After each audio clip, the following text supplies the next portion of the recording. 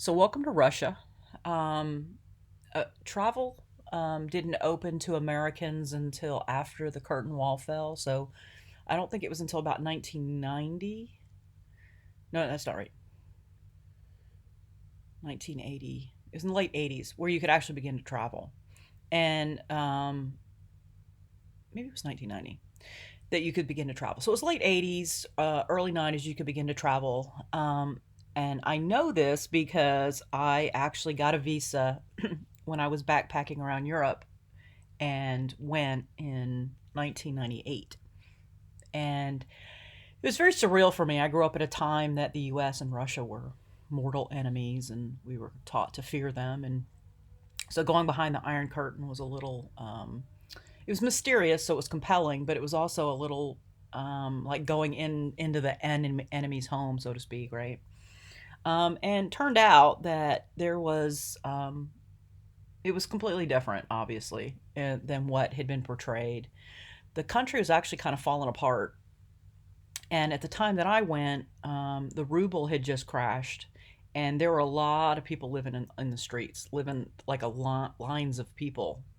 They had cardboard boxes like laid down and blankets, and they were sleeping like that. And it was just heartbreaking. It was awful. Um, and so we didn't actually stay there as long as we planned. We ended up leaving early because of um, how stressful it was. It really was. The architecture is beautiful, and so in its heyday, before the Soviets came in, they they had a lot. They have a lot of architecture that is very flamboyant, as you can see here. The Onion Dome actually started earlier, and I'll show you the history of the Onion Dome here, or where it started. But it's great for keeping off snow. You get very little snow accumulation on something this steeply pitched, which is, how it came to be. But the cathedral, this is the Kremlin. The colors became very bright, and you can imagine when you live somewhere that in far north where it's that cold, and in the winter you barely see the sun, how having these bright colored jewels can really make a difference.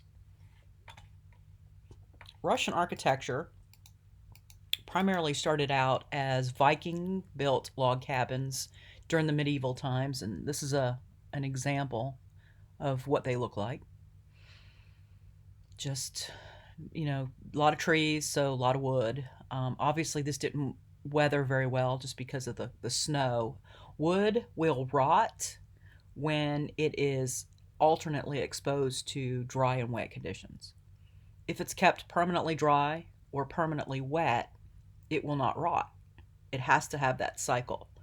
And that's why, I don't know if you guys have ever seen, they extracted the Titanic from the bottom of the ocean floor, and they have to keep it wet because if they let it dry out, it will crumble to dust.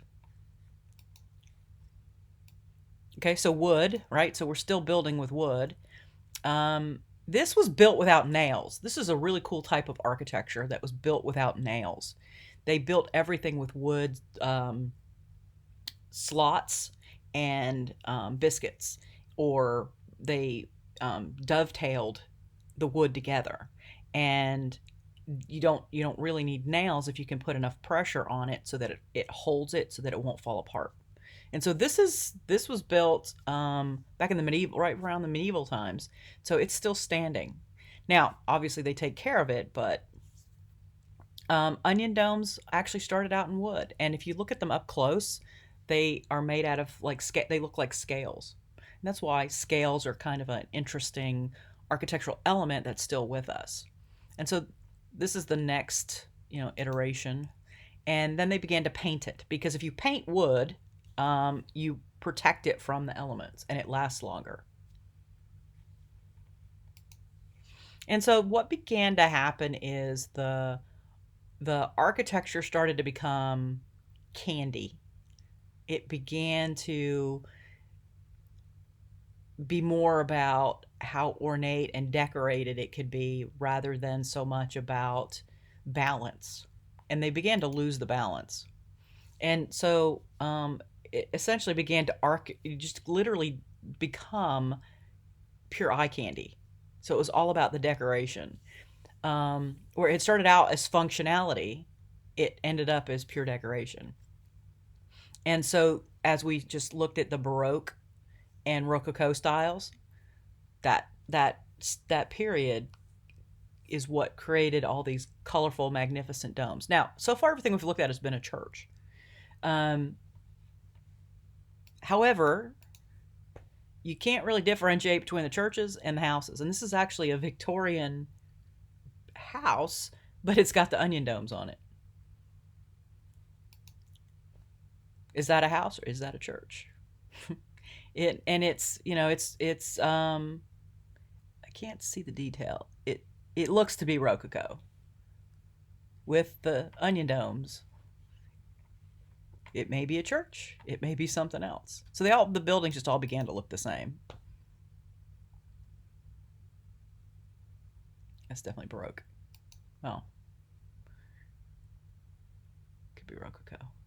It's hard to tell unless you can get up close and see the details, because that's what differentiates them. Because the colors are definitely Rococo. And so what actually happened once the Soviets took over was they sort of denounced a lot of this, and they began to build very formal architecture. We're not going to look at any of that because it's not, it's, mostly government buildings. And this is for the Soviets. The Winter Palace, this is called the Hermitage, is a residence. It's a massive, massive, massive residence. Baroque, Rococo, depending on which part. There's multiple parts to it, and it was built and added on to. It is now a museum, and it contains a lot of work from all over the world. And it was just basically the winter residence for the Russian czars. And you see the different parts of it. This is actually neat. More, well, yeah. This okay. So this is Baroque. Whereas that's definitely Rococo. Okay. And so you can see there's a whole bunch of it. The original basis was Baroque, but the details became Rococo as it built, because it was built over time.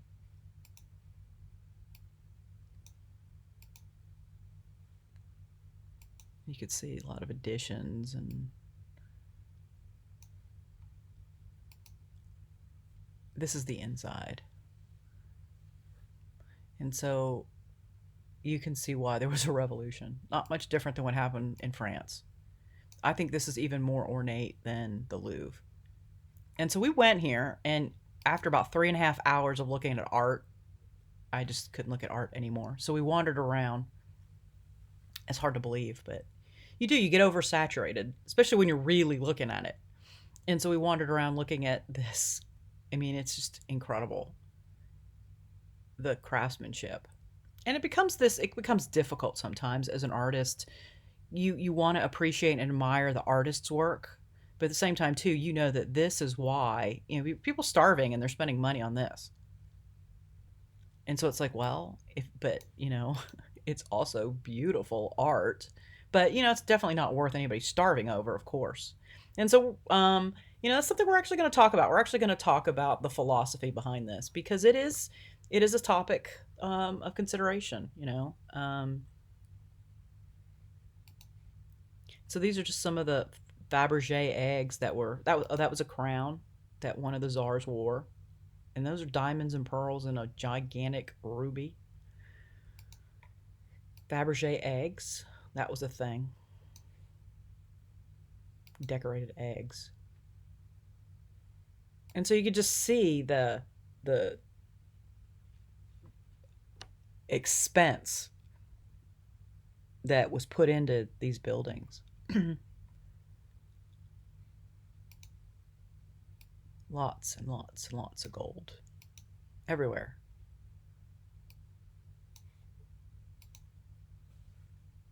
Okay, and so, this led to a big revolution. Bolshevik Revolution. And so ancient or traditional Russian architecture Um, Started out just sort of as functional, but then it became overly ornate, both in the early stages, and once it adopted the Baroque and Rococo styles. And so, where are they today? They're here.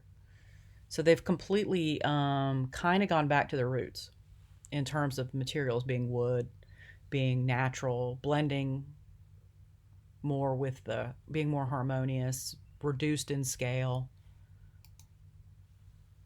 I mean, this one's that we've looked at this one before. This one's definitely sculptural, but nonetheless, it's still muted in its palette. There are no onion domes, and it's international, more that international style of architecture. And of course, we've looked at this one where it represents spaceship. Okay, so basically, Russia is a mix. Most of the architecture you're going to see when you go there is either going to be in the traditional style with the onion domes, or it's going to be Baroque, or you're going to see during the Soviet Union, you see a lot of neoclassical government buildings that are there. But as far as residential, it was mostly Baroque, and now it's become more international in style. Okay, well, we leave Russia now.